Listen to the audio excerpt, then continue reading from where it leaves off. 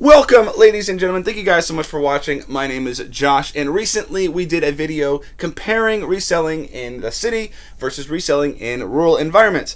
And I had a bunch of my fellow rural resellers reach out to me and talk about how difficult it can be to thrift and resell in rural environments. So I wanted to give you 10 brands that you need to keep your eyes out for if you're going to resell in rural environments. Let's get into the list.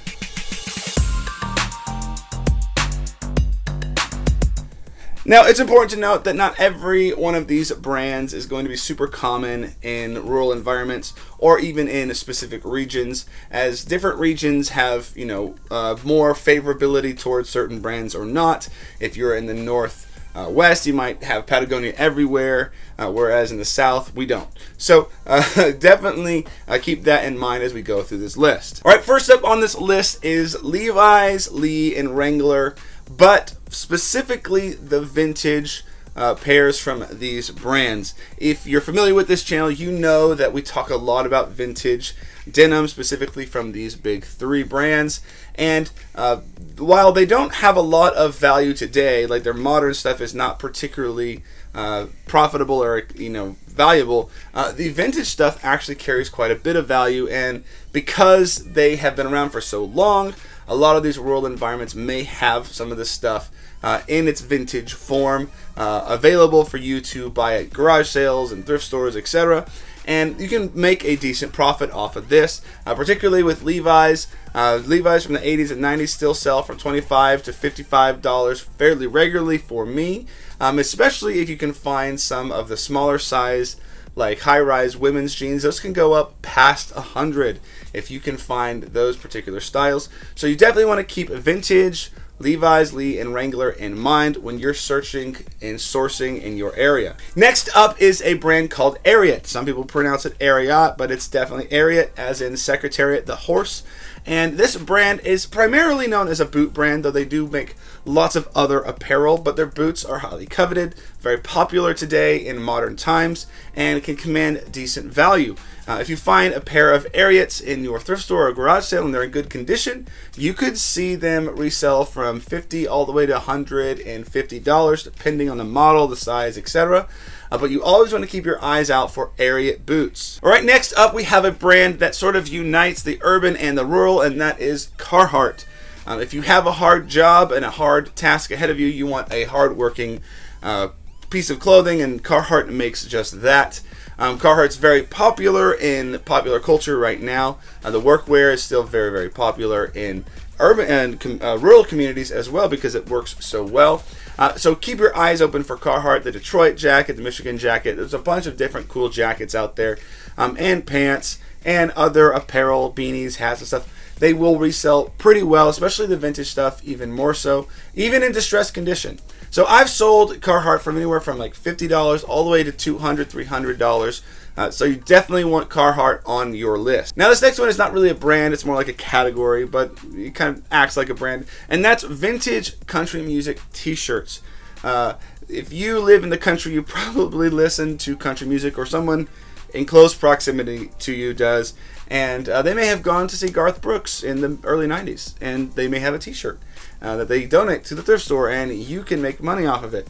I've sold vintage country music tees anywhere from like $50 all the way up to $200 in some rare occasions. So you definitely want to keep your eyes open for vintage country music tees and vintage band tees in general. But if you don't know how to identify one of those t-shirts, check the eye above. We have a video talking all about how to identify them, so that might help you when you're out sourcing. All right, now for another boot brand, but sort of very different from the more work-oriented Ariat boots, and this is Corral boots. These are quite illustrious, very sparkly and flamboyant. I think pretty much entirely a women's line, though there's men's stuff, I just haven't seen it. But these boots are very expensive. They're also very, very popular. You can sell these from anywhere from like $75 all the way up to like $300.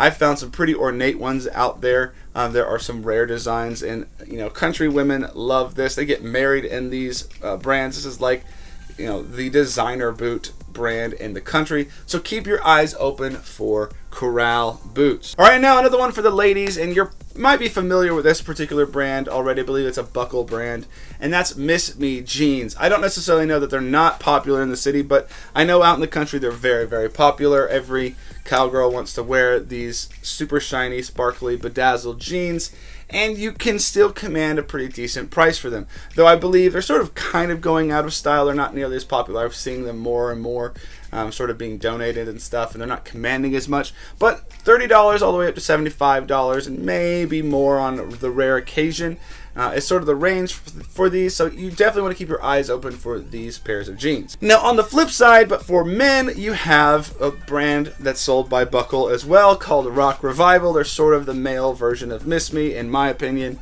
And again, a lot of the country guys, if they're going to go out in the town or go to the big city or go to the local rodeo, I don't know, they wear these, very ornate, definitely got lots of design going on them, and they sell pretty well. Unfortunately, you're not going to find super high-end denim that's not vintage, more modern denim like selvage denim in the country. People just don't see the use for that. But you will find Rock Revival, so keep your eyes open for that. You can probably sell this from anywhere from like $45 up to $85, $90, $100 if you have the right brand and the right condition. Now the next one is a category, but specifically pinpointed on a few brands, and that's vintage snapbacks and hats from like the 50s and the 60s, specifically John Deere. John Deere hats can command a lot of money, like stupid amounts of money if they're old enough, like $400, $500, $600, $700.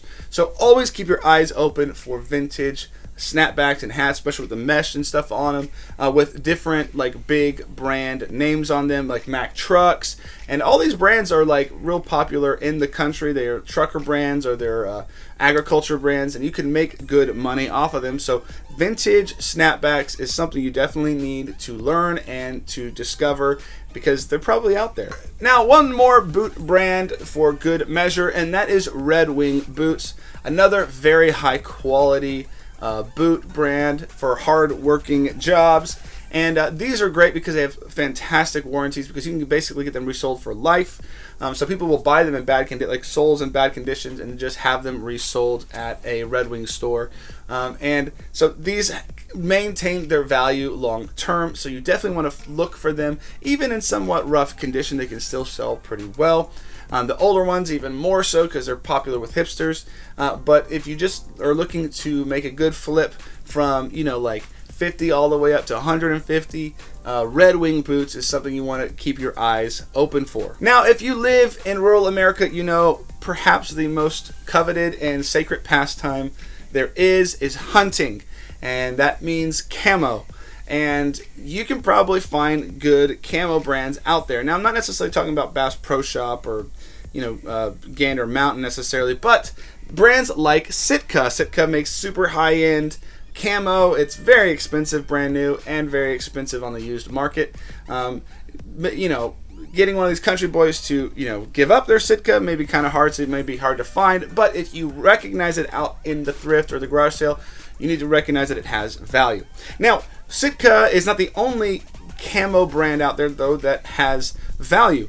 Interestingly enough, vintage hunting gear and vintage hunting camo actually can do pretty well. Brands like Duck's Back or Winchester, you can actually command a good price. I was sort of shocked by this, but I started picking up vintage pieces from like the 50s and the 60s, and they would sell really well fairly quickly, in the range of like $40 all the way up to like $85, $90. So definitely something you want to keep your eyes out for, vintage hunting gear.